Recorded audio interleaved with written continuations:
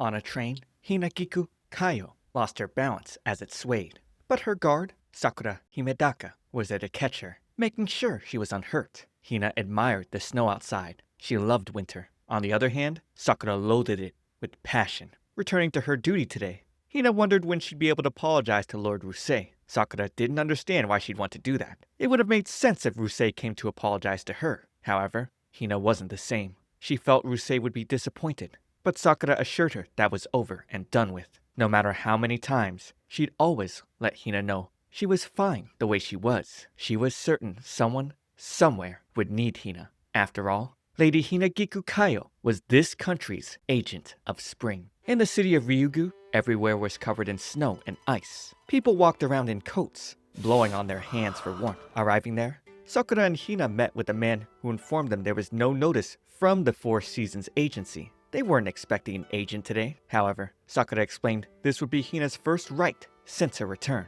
For that, the agent of spring wished to avoid attention as much as possible. Sakura demanded that they get permission to climb Mount Ryugu and clear the area. As an alert was issued over public comms, Sakura stepped out with Hina. But they didn't expect to see a huge crowd waiting. Hina was too shy, flustered by the staring eyes. She'd be protected by her guard, who told them all not to swarm her. On the ride to the mountain, Hina wondered why Ryugu wasn't as warm as it should be. Sakura explained that the seasons were out of balance now. There hadn't been spring in 10 years. Filled with guilt, Hina would apologize. But Sakura said she didn't need to blame herself.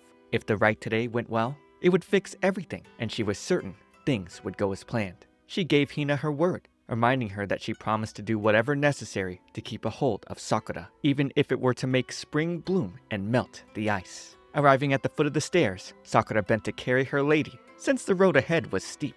With a cute look in her eyes, Hina told her not to tire herself, since she was to protect her. The irresistible charm left Sakura blushing hard. After the car left, Sakura took Lady Hina's hand, leading her to where the rite was to be performed. Getting to the top, she recalled how the Four Seasons Agency wanted to gather 500 people for this special occasion. Manifesting the seasons was a sacred and secret rite, not a show. So, she cut the call on them. By now, the village and agency had to be scrambling to find them, but Sakura didn't care. So far as Hina could go into the rite feeling confident, that was all that mattered. Sakura swore to keep her safe from any insurgents, even if it meant death. Just then, Hina called her attention to a little kid ahead of them. It was odd, especially since people were told to keep away from the mountain, but she wanted to keep the children safe. Sakura had no choice but to oblige. Carrying Hina, she chased after the kid. But who wouldn't run away when someone suddenly started chasing them? When they finally caught up to her, Nazuna explained she was out here shoveling snow. Sakura told her to go home because of the ritual. The snow would melt and might cause an avalanche. It wouldn't be safe here. Nazuna wondered what this ritual was, and Hina told her it was to call spring. But the little girl didn't know what spring was. That was to be expected, since she was only 12, and because the last spring here was 10 years ago. Hina gently let her know that spring was one of the seasons, along with summer, autumn, and winter. Sakura would then introduce her lady as the agent of spring. Nazuna knew about those because it was the agent of winter who called the current season. They learned all about the seasons in class. But Nazuna doubted spring's existence and asked her to prove she was a goddess. Holding a seed in her hand, a green light lit up all around. Hina admitted she wasn't a goddess. Rather, she'd only been lent this power to deliver the seasons on behalf of one. The power of spring was life acceleration. The divine power didn't belong to her. She handed the bloomed flower to Nazuna, saying she was just an agent who managed the seasons. Even after seeing Hina's power, Nazuna refused to leave. She was out here shoveling snow because she wanted to. Sakura would try to force her out, but Nazuna was being a brat. Hina then suggested that Sakura should look for Nazuna's family while she waited behind. But Sakura refused to leave her unguarded, fearing the worst would happen again. Hina told her not to blame herself anymore, but Sakura insisted on taking the guilt for as long as she lived. If she could go back in time, she'd take her past self and kill her. Thrown into that moment of despair, only the death of her old self reigned in Sakura's mind. Hina would comfort her, reminding her that everything was alright now. Sakura apologized for forgetting herself. She was the sword that defended the agent of spring, and for that, she had to aid Hina in all she wished to do. With that being said, she agreed to escort Nazuna. On their way, Nazuna asked why Hina was playing hide-and-seek for 10 years. The adults said it was always winter because she got spirited away, and she took that as playing hide-and-seek with the spirits. Sakura told her it was due to an unfortunate accident. However, she didn't go into any details, telling Nazuna it was none of her business. But Nazuna would argue against that. Her father was into tourism and didn't know what to do now that Ryugu had long winters and snow. That was why her family didn't have much money, and her father couldn't buy her anything.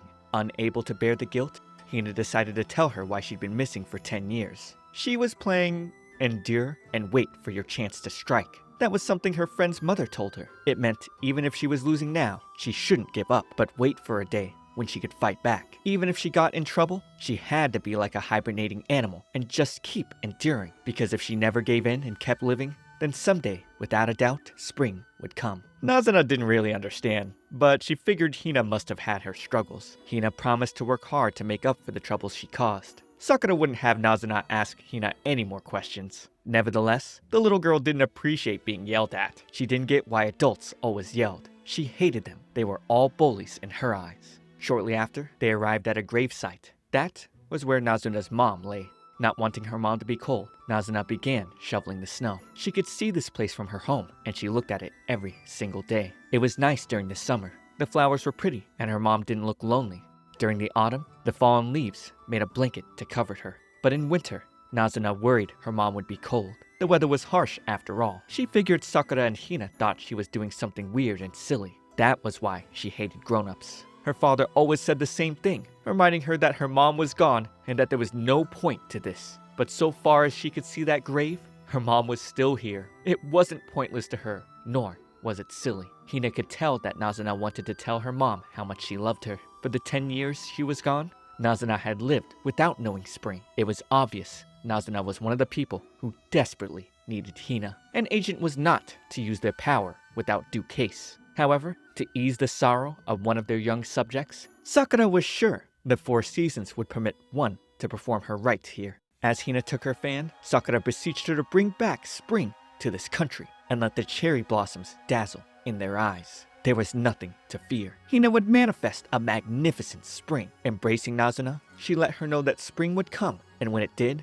the snow would melt. With that, Nazuna wouldn't need a shovel anymore, and her mom wouldn't be cold. The rite she was about to witness was a secret she'd have to keep. Standing at the summit, Hina opened her fan. She danced wonderfully as she sang a beautiful melody. As the snow slowly lifted up, the sky opened up, showering the earth in a bright, warm light. In a flash, grass filled the area. Flowers bloomed as rain poured down. It was such a beautiful sight that left Nazuna in tears. It was then she recalled that she had seen spring before. How could she forget such a beautiful memory? She wished she could show her dad. Hina had been working so hard for people like her. It got unbearable, but she kept trying. And now, all that hard work had paid off. Spring was here, and Nazuna was happy. Nazuna was told to be proud. She might be lonely, but the world loved her. It might not have been Hina's best performance, but spring was here now, safe and sound. In the beginning, there was winter. There was no other season but winter. And winter, unable to bear the solitude, made spring. Winter adored spring. Likewise, spring did the same for winter in a loving cycle. Winter then made summer and autumn. Spring pursued winter and summer, and autumn followed. The 4 seasons settled into their cycle, but winter and spring's honeymoon was no more. Then, summer and autumn had an idea. Why not entrust their roles to those who live on land? The 4 seasons came to bestow their powers on certain humans, and winter gained time to love spring forever. So the myth went. In spring, a carpet of cherry blossoms. In summer, a sea of green. In autumn, a curtain of ginkgo. And in winter, a cradle of silver. They traveled the land throughout the year, giving the seasons blessings to all things. They receive their power and duty they bear from the gods. They are called the agents of the 4 seasons. This is a story of those agents, a continuation of the myth, a story about rescue, a story about friendship, a commonplace love story. And now that story is about to begin. All right, an interesting premise, I think, for the start of this story. I'm very curious as to know what happened to Hina and the spring. So they got that much on me, but what do you guys think? Should I continue the series? Subscribe for more content. But for now, watch this next video. It's me, Comfy T. I'll see you all in the next one.